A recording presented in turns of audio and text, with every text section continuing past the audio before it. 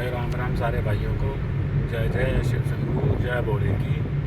महाकुंभ की जर्नी जो है वो दिल्ली से स्टार्ट करी है 3:30 बजे, 15 तारीख दोपहर के 3:30 बजे हैं।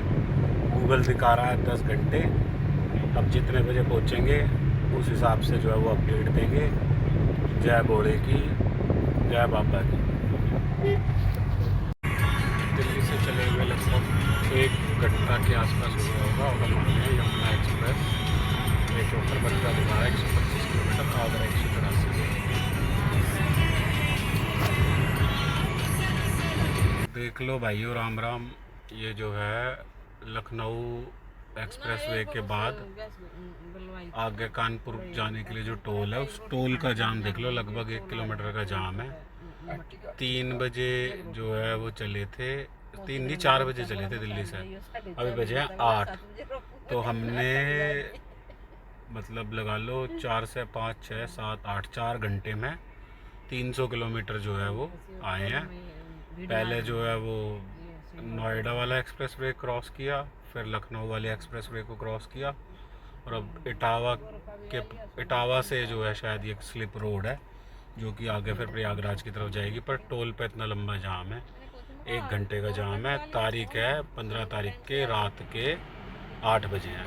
ठीक है, चलो आगे की अपडेट बाद में दूंगा भाई। राम राम। तो भाई कानपुर के लिए जब मुड़ते हैं वो वाला एंट्री पॉइंट है, और ये भारत बीपी और रिलायंस का पेट्रोल पंप है। और भीड़ देखो इसके ऊपर कितनी है। जितनी भी भीड़ है सारी की सारी वहीं जा रही है। मौसी कैसा लग रहा है?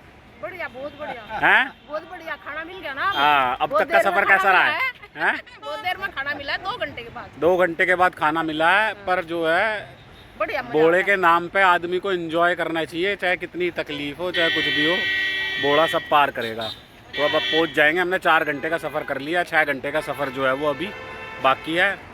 ये पापा अपने जो है रोटी खा के एकदम मस्त हो गए हैं, मम्मी भी एकदम ओके हो गई है।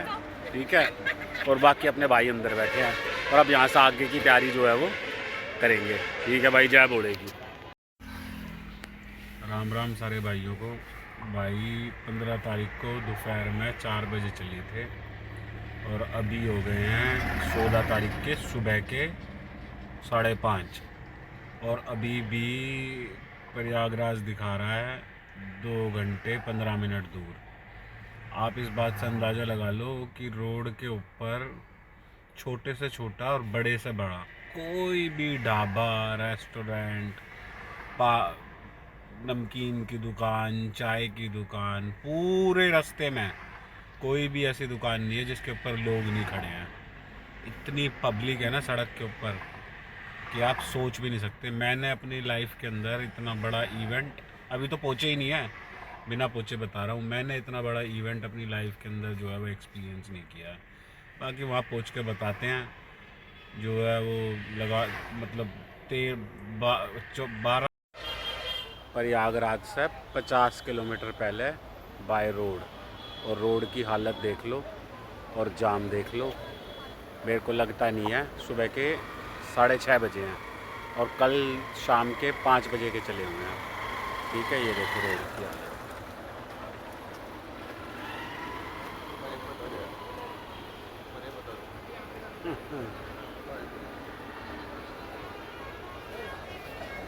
उर्फ चाकू, पाताल लोक देखिए, पाताल लोक।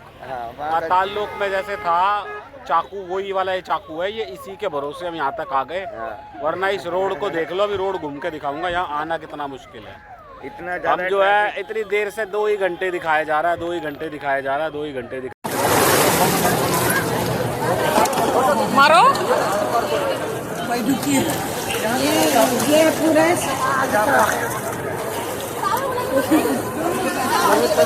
ये सारे बुल्ले मिश्रमा का।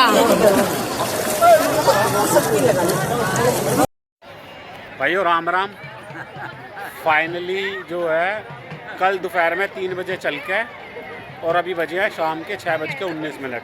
हमने संगम घाट पे जो है वो स्नान कर लिया है। जो है भाई आदमी फाइनली जब जर्नी पूरी कर लेता है तो उसको सेटिस्फेक्शन तो होता ही है, पर दिक्कत बहुत हुई। कम से कम 20 किलोमीटर मैं पैदल चला, बाकी सब लोगों ने मोटरसाइकिल के ऊपर सफ़र किया। हम एक बेला पत्थर करके एक जगह है पार्किंग, उधर वाली साइड रुक गए थे।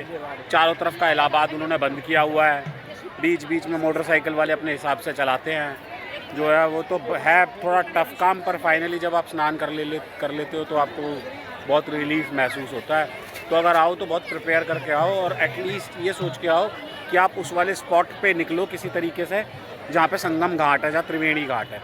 वरना तो अगर आप इधर उधर निकल गए ना तो यहाँ तक आने में आपको बहुत दिक्कत होगी। हमको लगा लो कल के हम दोपहर के 3 बजे के चले हुए हैं, और अब फाइनली जाकर हमारी जर्नी जो है भाइयों राम राम, फाइनली जो है वो हम अपना स्नान करके पहुँच गए हैं। सैटरडे को 3 बजे चले थे, 15 तारीख को संडे, और आज है मंडे 16 तारीख को 3 बजे फाइनली हम वापसी आ गए हैं। कुछ इंपॉर्टेंट पॉइंट है जिनको ध्यान रखना बहुत ज़रूरी है अगर आप जा रहे हो तो।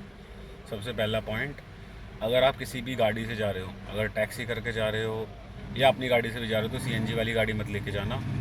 सैटरडे संडे को मत लेके जाना, बाकी दिनों भी ट्राई कर सकते हो, पर सैटरडे संडे तो जाना ही मत।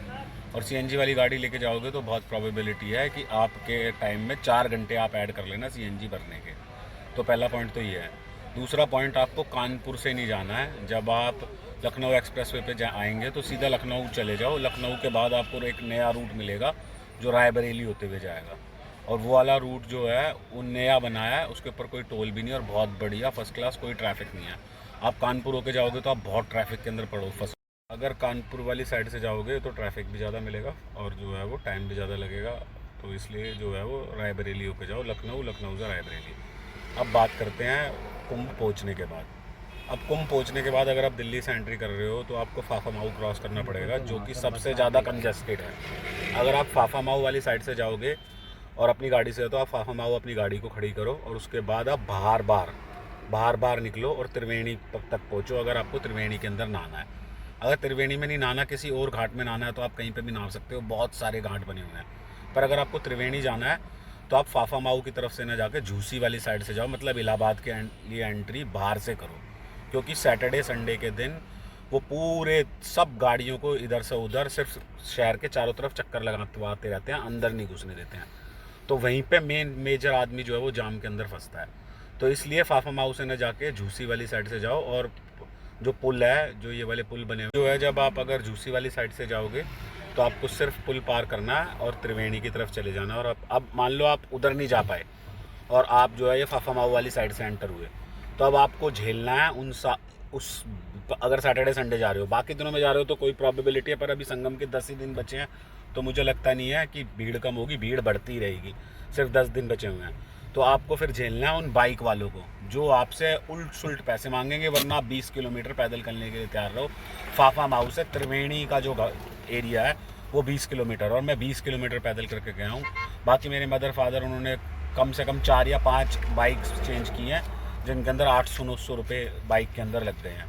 तो अगर ऐसे भी जा सकते हो, पर मतलब इन सब चीज़ों के लिए प्रिपेयर होके आना। पर आप जितनी भी परेशानी, मैं बहुत परेशान हो गया था पैदल चल के धूल में, पर आप जितनी भी परेशानी सहोगे, जैसे जाके आप गंगा के अंदर डिप करोगे, तो फाइनली जितनी भी परेशानी होगी, जैसे आप होली, गंगा, त्रिवेणी, संगम में डिप करोगे, तो आपकी सारे जो है वो थकान दूर हो जाएगी।